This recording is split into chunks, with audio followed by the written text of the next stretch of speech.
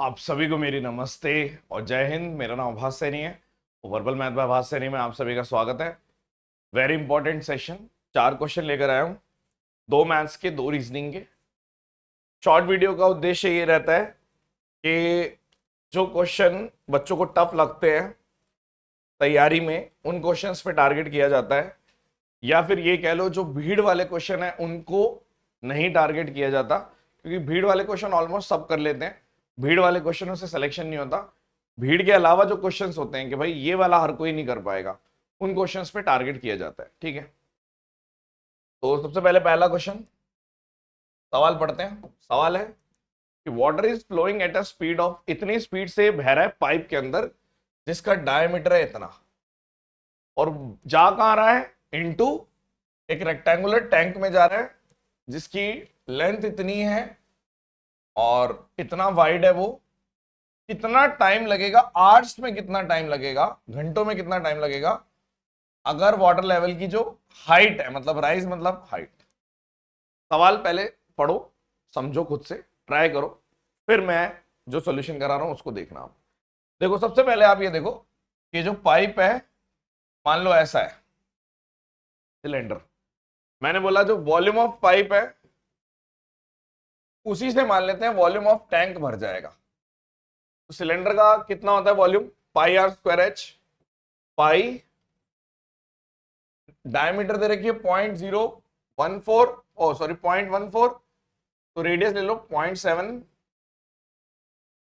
0.07, 0.07, और हाइट आपको नहीं पता। आप मान लो कि इसकी हाइट बहुत बड़ी है, ताकि हम हाइट को इस स्पीड से रिलेट कर ले। अभी आगे समझ में आएगा हाइट को कैसे रिलेट करना है। आपने हाइट नहीं पता, और वॉल्यूम ऑफ टैंक कितना है, length into breadth into height, 60 into 44 into सब मीटर में रखना है, 7/100।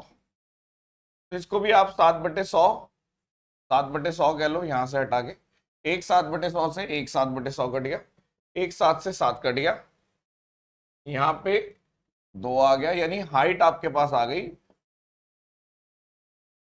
मीटर। यहां तक आपने सॉल्व कर लिया। अब मुझे तो टाइम निकालना है, तो आपने बोला देखो ऐसा है, अगर टाइम 1 सेकेंड है तो हाइट 1.25 मीटर है। तो जब हाइट इतनी होगी तो टाइम कितना होगा, यानी आप बोल सकते हो कि जब ये इतना है 1.25 मीटर तो 1 सेकेंड है। तो मैं ऐसे कह सकता हूं कि मुझे अगर टाइम निकालना है इन सेकेंड, तो मुझे 1 2 इसको पूरे को 1.25 से डिवाइड कर देना चाहिए। 1.25 का मतलब 5/4 भी लिख सकता हूं, तो मेरा टाइम इन सेकेंड आ गया। लेकिन अगर मुझे टाइम इन आवर्स निकालना है तो आप बोलोगे 1 2 3 4 5, इसको 60 से और 60 से डिवाइड कर दो, खत्म। तो 1 0 से 1 0, 1 0 से 1 0, 6, यहाँ पे 20, यहाँ पे 4, यहाँ पे 2, यहाँ पे 3, 4 दूनी 8/3 आंसर आ गया। यानी इतने आवर्स में भर जाएगा। इसमें 2 चीजें समझने वाली है। पहला कि आप हाइट निकालेंगे और फिर हाइट को इस चीज से मेजर करेंगे, क्योंकि आप बोलेंगे कि यदि 1 सेकंड में जो मेरी हाइट है, स्पीड का मतलब क्या होता है, इतना डिस्टेंस कवर किया, इतना डिस्टेंस कवर किया, तो आप ये हाइट मान लो, यानी 1 सेकंड में इतनी हाइट हो जाती है 1.25। तो कितने सेकंड में 12,000 होगी, तो आपने बोला 12,000। तो आपने बोला अगर मुझे इसको 12,000 बनाना है, ठीक है, तो मैं इसको किससे मल्टीप्लाई करूंगा, 12,000 डिवाइडेड बाय 1.25 से। यानी आप बोलोगे 12,000 1.25 से डिवाइड कर दो, इसको भी वही करोगे। यानी इसको अगर मैं 12,000 डिवाइडेड बाय 1.25, तो इतना सेकंड आ गया, इतना टाइम आ गया, जो कि मेरा टाइम आ गया था। लेकिन इसने सेकंड्स में नहीं पूछा था आपसे, इसने आवर्स में पूछा था आपसे। ठीक है, एक क्वेश्चन रीजनिंग का बीच में ले लेते हैं। प्रीवियस ईयर क्वेश्चन है। जज करने से पहले 100 बार सोच लेना कि ये तो आएगा नहीं, ये टफ टफ है वगैरह वगैरह, साइज देख के। ऐसा नहीं है, प्रीवियस ईयर क्वेश्चन। ठीक है, एक सिनेमा हॉल में कुछ ग्रुप, मतलब फ्रेंड्स हैं, और नॉर्थ की तरफ देख रहे हैं, यानी सब इस तरफ देख रहे हैं मान लो, ठीक है, और सारे जरूरी नहीं है एक साथ बैठे हैं, पहला पॉइंट है कि गोपाल किसी एक एंड पे बैठा है, मान लो ये है, तो या तो गोपाल यहां पे बैठा है या फिर गोपाल यहां पे बैठा है, और दो लोग बैठे हैं गोपाल और विपिन के बीच में, दो लोग बैठे हैं गोपाल और विपिन के बीच में। अभी तक दो डायग्राम्स बन रहे हैं, दोनों बनाओ, ठीक है। गगनदीप जो बैठा है वो मिडल में बैठा है, यानी यहां पे मान लो गगनदीप बैठा है, ठीक है, ये मिडल में बैठा है, मिडल में मान लो, मिडल में। फुरगन जो बैठा है third to the left of Vipin, एक दो तीन, यहां पे फुरगन बैठा है, तो एक दो तीन यहां पे फुरगन, यानी गलत हो गया डायग्राम, नीचे वाला डायग्राम नहीं बनेगा, आप इसको एलिमिनेट कर दो। अब जो भी आंसर आएगा इसी वाले में आएगा, इस वाले में, ऊपर वाले में। ये वाला गलत है, नीचे वाला, क्योंकि गगन यहां नहीं बैठा और गोपाल यहां नहीं बैठा, यहां बैठा है, ठीक है। और ये वाला डायग्राम हम कैरी फॉरवर्ड करेंगे, ठीक है। तो ये भी हो गया। Ajay sitting at one of the extreme end of the row, यहां पे अजय बैठा है। There are 5% sitting between Ajay and Deepa, एक दो तीन चार पांच, पांच लोग बैठे हैं अजय और दीपा के बीच में, ठीक है। Isha is sitting exactly in the middle of Ajay and Deepa, यहां पे ईशा बैठी है, ये भी हो गया, ये भी हो गया, ये भी हो गया। 2% are sitting between Deepa and Gagandeep, तो यहाँ पे दो लोग बैठे हैं गगनदीप और दीपा के बीच में, ये भी हो गया। Furqan is sitting exactly between Deepa and Gopal, यानी अगर एक दो तीन चार पांच लोग बीच में है तो इधर भी एक दो तीन चार पांच, ठीक है, ये भी हो गया। सवाल पूछा है कितने लोग बैठे हैं दीपा और गोपाल के बीच में, तो आपने बोल दिया पांच इधर एक बीच में, यानी 11 लोग बैठे हैं। बहुत अच्छा क्वेश्चन है, मस्त क्वेश्चन, डुएबल। मैथ्स का एक और ले लेते हैं। अगर किसी को टाइम एंड वर्क का बेसिक आता है वो ये सवाल बहुत अच्छे से कर लेगा, अदरवाइज कठिनाइयां हो सकती हैं, ठीक है। सवाल पढ़ते हैं। पांच आदमी और पांच औरतें मिलकर किसी काम को 5 दिन में खत्म कर देती हैं, लेकिन अगर पांच औरतें अकेली करती हैं काम और 40/3 इतना डेज फालतू ले लेते हैं जितना ही टाइम पांच आदमी लेंगे, मतलब पांच औरतों ने जितना टाइम लिया और पांच आदमियों ने जितना टाइम लिया, उस टाइम के बीच का डिफरेंस 40/3 डेज लिखा हुआ है। तो बताओ एक वुमेन की एफिशिएंसी कितनी कम है आदमी से। अच्छा ठीक है, तो सबसे पहले इक्वेशन लिख लेते हैं, वर्क लिखता हूं। वर्क मेरा होता है, वर्क होता है हमेशा एफिशिएंसी इनटू टाइम का प्रोडक्ट। मान लेते हैं एम की एफिशिएंसी, मैन की एफिशिएंसी एम है और वुमेन की एफिशिएंसी डब्ल्यू मान लो, लेट। सबसे पहली इक्वेशन के वर्क बराबर 5m 5w इंटू 5, ठीक है, यानी कि आपने बोल दिया 25m + w, ये हमारा वर्क है, कोई बात नहीं। दूसरी इक्वेशन कह रही है कि वर्क मतलब दोनों के टाइम के बीच का डिफरेंस है 40/3, तो आपको बोल रहा है कि अगर औरत ने काम किया या पांच औरत ने काम किया या पांच आदमी ने काम किया, इसके बीच का डिफरेंस है 40/3। तो मैं ये पहली इक्वेशन और दूसरी इक्वेशन को सॉल्व कर देता हूं।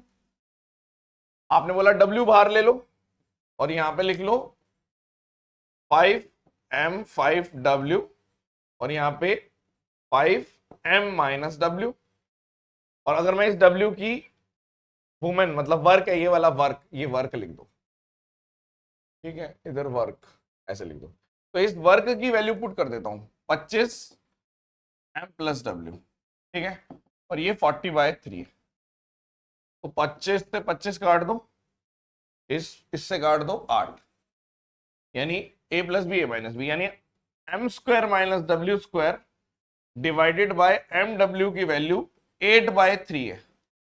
बस अगर मैं इसको ले लेता हूं, मान लो, और इसने बोला कि एफिशिएंसी ऑफ वन वुमेन कितनी कम है, यानी आदमी की एफिशिएंसी ज्यादा है, तो आप मान लो ऐसे लिखा हुआ है 3 × 1, 3 का स्क्वायर - 1 का स्क्वायर, तो मैन की एफिशिएंसी आ गई 3, वुमेन की एफिशिएंसी आ गई 1, तो कितनी, अगर मैं बात करूं कितनी कम है, 2/3 कम है।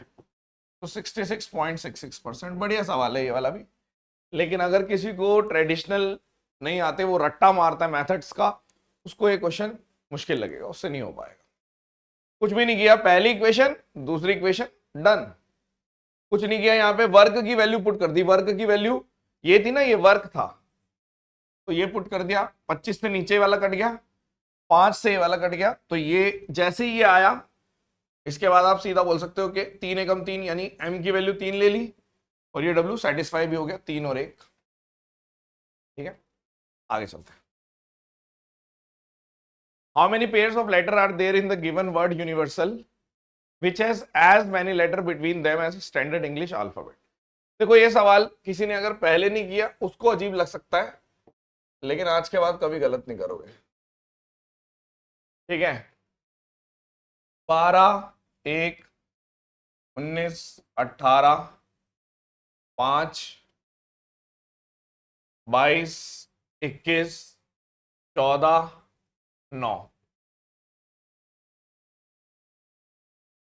अब देखो, इसने बोला कि जितने, जैसे अल्फाबेट्स में जैसे अल्फाबेट्स लिखते हैं हम, तो उनके बीच का डिफरेंस होता है। जैसे मान लो 18 और 19, तो इनके बीच का डिफरेंस 1 है। और जब एबीसीडी लिखी होती है अल्फाबेटिकल ऑर्डर में, तब भी एक ही होता है, यानी एक पेयर तो ये हो गया आरएस का, एक पेयर।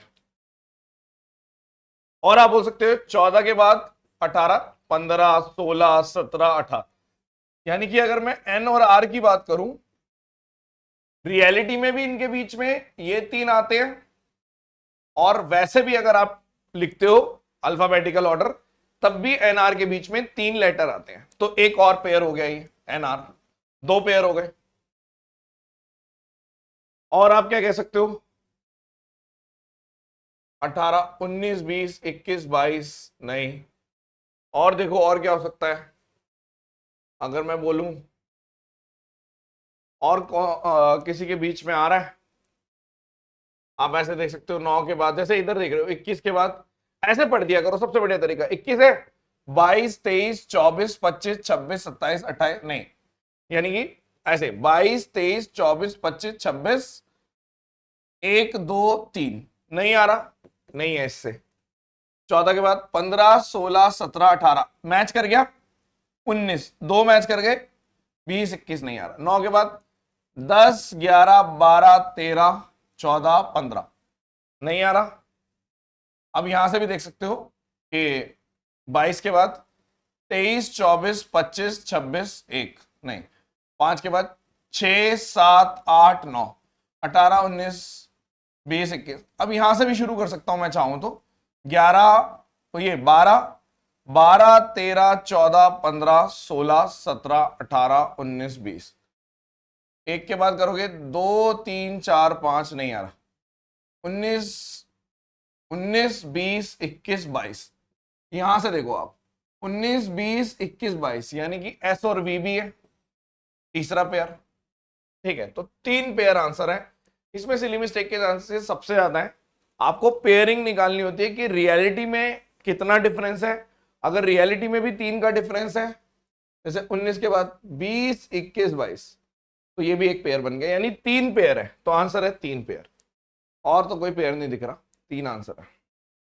आई होप कि आपको ये क्लास बहुत इंपॉर्टेंट लगी होगी, और इंपॉर्टेंट है, इसकी वैल्यू वही कर सकता है जिसने अपने आप को तपाया है एसएससी में, और उसको पता है कि इस चीज़ की कितनी वैल्यू है। जो नए नए बच्चे हैं, शायद उनको शुरुआत में नहीं समझ में आती ये सब चीज़ें। उनको ऐसा लगता है कि हाँ, हमें तो पूरा 5 घंटे की मैराथन चाहिए, 10 घंटे की मैराथन चाहिए। ठीक है, आप आराम से पहले अपना वो वाला लेवल क्लियर करो, फिर आपको आना यहाँ पड़ेगा। ठीक है, चलिए, thank you so much. Session dismissed, bye. Comment करके बताना कैसी लगी क्लास, कमेंट कर दिया करो, अच्छा लगता है पढ़ के। चलिए, thank you so much. Session dismissed.